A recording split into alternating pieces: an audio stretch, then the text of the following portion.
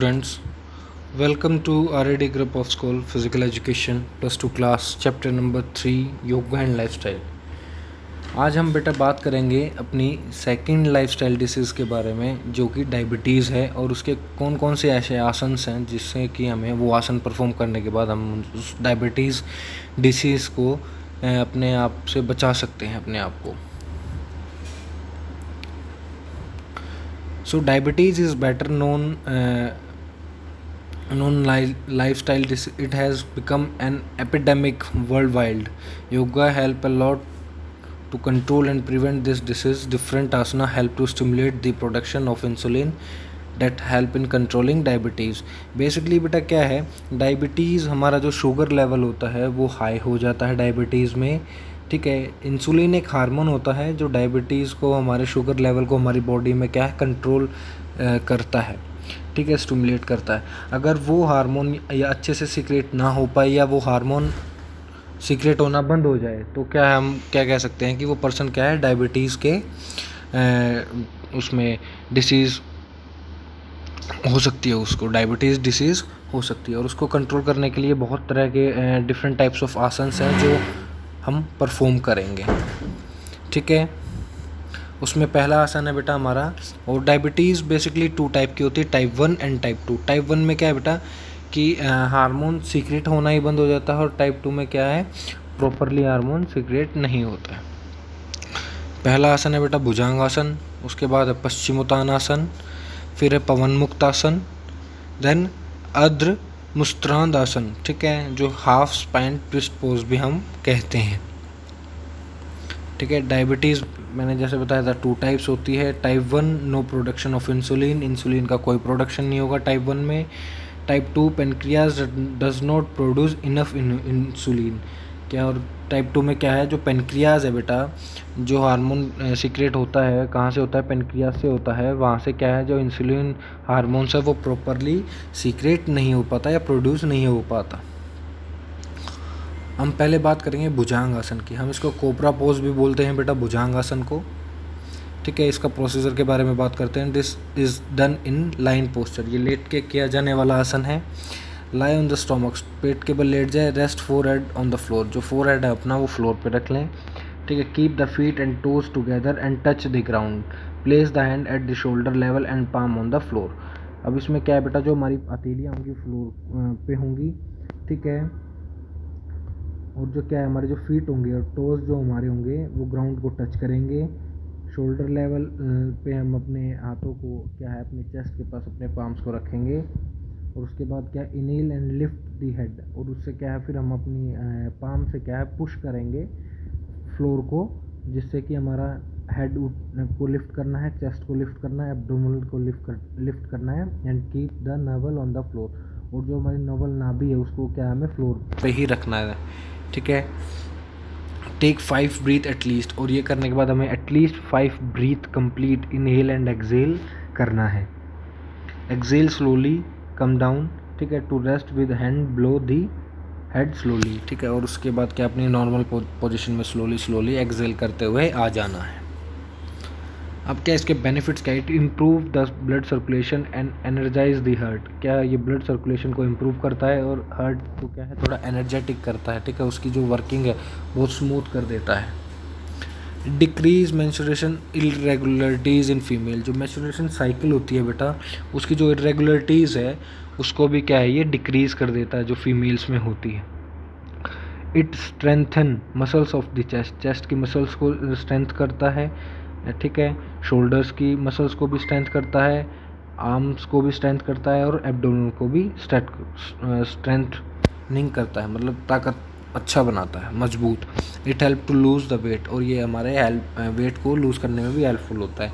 It reduce abdominal fat and helps metabolism, अपने हमारे metabolism में हेल्प करता है, और हमारे जो एब्डोमिनल का फैट है, जो स्टोमक लोअर बेली फैट जिसको बोलते हैं, उसको भी रिड्यूस करने में हेल्पफुल होता है। कॉन्ट्राडिक्शंस, इसके कौन से ऐसे कॉन्ट्राडिक्शंस हैं जिससे कि हम इसको परफॉर्म नहीं करना है, जिनको ये परफॉर्म नहीं करना है। प्रेग्नेंट मूवमेंट को बेटा ये परफॉर्म नहीं करना है ये वाला आसन। ठीक है, avoid those who are suffering from slip disc, जिनको स्लिप डिस्क है, स्काईटैकिया है जिनको, उनको ये प्रॉब्लम, ये आसन नहीं करना, और अस्थमा के जो पेशेंट्स हैं उनको भी नहीं करना है ये, ठीक है। ये इस तरह से ये पिक्चर में आप देख सकते होंगे कि कोबरा पोज हम कैसे बनाएंगे, या फिर भुजंगासन, ठीक है। चेस्ट को लिफ्ट कर रखा है, फोरहेड को लिफ्ट कर रखा है, पाम्स हमारे ग्राउंड पे हैं, ठीक है। नेक्स्ट आता है बेटा पश्चिमोत्तानासन, ठीक है। अब इसको कैसे परफॉर्म करेंगे? This is done in the sitting posture, ये बैठ के किया जाने वाला आसन है। Sit on the floor with the out stretched leg, ठीक है। जो हमारे लेग्स हैं वो बाहर की तरफ हम उनको स्ट्रेच करेंगे, ठीक है। Inhale and lengthen the abdomen then lift the chest. अब क्या है, अब हम इनहेल करेंगे, अब अपने जो एब्डोमल है, जो हमारा एब्डोमल है की मसल्स है, उनको क्या हम लिफ्ट करेंगे, चेस्ट की तरफ, ऊपर की तरफ उठाएंगे। Exhale bend forward from the hips, ठीक है। और एक्सेल करेंगे, फिर बेंड होंगे फॉरवर्ड की तरफ हिप्स से, और आगे की तरफ हम बेंड हो जाएंगे। कीप द शोल्डर ओपन, हम अपने शोल्डर्स को ओपन रखेंगे, ठीक है, मतलब थोड़े खुले हुए। एंड हेड अप, और जो हमारा सिर होगा वो ऊपर की तरफ। Reach forward and hold the big toes, और क्या है, इसको हम अपने जो टोज़ को हैं वो टच करेंगे, होल्ड करेंगे फॉरवर्ड की तरफ। इन lock with the middle and index finger और मिडल फिंगर से हम उसको लॉक कर लेंगे। Inhale lengthen the torso, bring the sternum forward. Torso का मतलब होता है बेटा लेंथनिंग द टोर्सो। टोर्सो में हमारे 3 पार्ट आ जाते हैं, हेड आ गया, लेग्स आ गए, हमारे आर्म्स आ गए, ठीक है। इनहेल करेंगे, फिर अपने आर्म्स को, हेड को और लेग्स को थोड़ा सा लेंथिंग करेंगे, ठीक है। और जो स्टर्नम है हमारी, जो चेस्ट में जो स्टर्नम होती है, एक बोन का नाम है, उसको वहाँ से क्या हम उसको फॉरवर्ड नीचे की तरफ झुकेंगे। Exhale bring the chest and abdominal down to the thighs, और क्या है, हमारी चेस्ट और जो एब्डोमिनल है थाइज की तरफ उनको डाउन करेंगे, टच करने की कोशिश करेंगे। And the elbows out to the side, और जो हमारी एल्बोज होंगी वो बाहर की तरफ होंगी। Stay in this position for 5 deep breath and relax the muscles while exhale. 5 लंबी सांसें हमें लेनी है, ठीक है। मसल्स को रिलैक्स करना है, जब हम एक्सेल करेंगे धीरे धीरे नॉर्मल पोजीशन में आएंगे। Focus on stretching the hamstring rather than getting the head to the knees. हम अपने है ना हैमस्ट्रिंग को स्ट्रेच करना है, ना कि अपने हेड को और नीज को। इसके बेनिफिट्स क्या क्या हैं? It stretch hamstring, spine, shoulder and hip joints. अब ये किन किन चीज़ों को स्ट्रेंथ करता है या स्ट्रेच करता है? हैमस्ट्रिंग को, जो हमारी पैर की थाई की मसल्स होती हैं, स्पाइन को, शोल्डर को एंड हिप जॉइंट्स को। It massage the pancreas and improve, ठीक है। ये पेनक्रियाज को क्या थोड़े सा इंटरनली मसाज करने में हेल्प करता है और उसको इम्प्रूव करता है उसकी फंक्शनिंग को। It relieves menstruation discomfort and improve fertility. और क्या है ये रिलीव करता है बेटा जो मेंस्ट्रुएशन डिस्कम्फर्ट है, जो मेंस्ट्रुएशन डिस्टर्बेंस होती है फीमेल्स में, उसको भी, और जो हमारी फर्टिलिटी है, ठीक है, उसको भी ये इम्प्रूव करता है। अब जो कॉन्ट्राडिक्शन है वो किस किस को ये नहीं करना चाहिए? Avoid those who are suffering from slip disc, ठीक है, same as it is. Slip disc को जिसको ये प्रॉब्लम उसको नहीं करना, स्काईटैकिया जिसको प्रॉब्लम उसको नहीं करना, अस्थमा जिसको है उसको भी नहीं करना। ये हमारा पिक्चर है जिससे कि हम दे सकते हैं पश्चिमोत्तानासन सिटेड फॉरवर्ड बेंड, ठीक है। हमने लेग्स को स्ट्रेट किया, ठीक है, अपनी हैमस्ट्रिंग को स्ट्रेंथ कर रहे हैं, स्टर्नम चेस्ट को हम थाइस पे लगाने की कोशिश, फोरहेड को हम नीज पे लगाने की कोशिश कर रहे हैं, ठीक है। और हैंड्स को हमने अपनी जो इंडेक्स फिंगर है और हमारी जो लिटिल फिंगर है उससे हम अपने आप इसको होल्ड करेंगे। अब हम बात करते हैं पवन मुक्त आसन। पवन मुक्त आसन का क्या है बेटा? It is done in line position, ये लेट के किया जाने वाला आसन है, ठीक है। Lie flat on the back, back पे हम पूरा फ्लैट लेट जाएंगे। Keep the leg stretch, relax, breathe deep and regularly. उसमें क्या है, फिर हम अपने लेग्स को क्या स्ट्रेट करेंगे, रिलैक्स ब्रीथ करेंगे, डीपली ब्रीथ करेंगे और रेगुलरली करते रहेंगे। Inhale slowly and lift the leg and bend in the knees.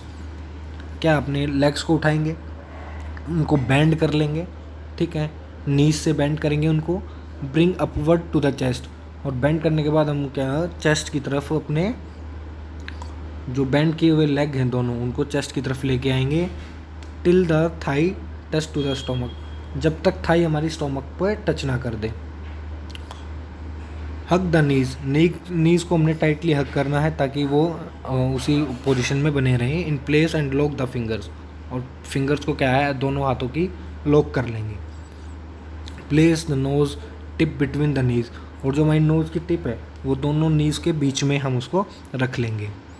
Excel slowly and come back to the original position, और उसके बाद क्या है एक्सेल करेंगे और फिर नॉर्मल पोजीशन में हम आ जाएंगे।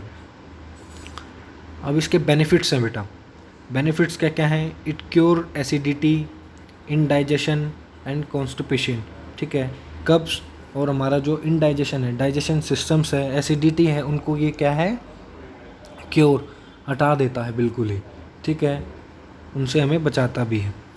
It is helpful for those suffering from gastrointestinal problems, मतलब जिनको गैस की एसिडिटीज़ की प्रॉब्लम होती है उनको लिए भी ये भी बहुत हेल्पफुल है। Pain, heart problems and waist pain, जिसको वेस्ट पेन है, कमर का पेन है, उनके लिए भी ये बहुत ही बेनिफिशियल है। It strengths back muscle and cure back pain, back muscles को स्ट्रेंथ करता है और हमारे बैक पेन से हमें प्रिवेंट करता है। कॉन्ट्राडिक्शंस क्या क्या हैं इसके?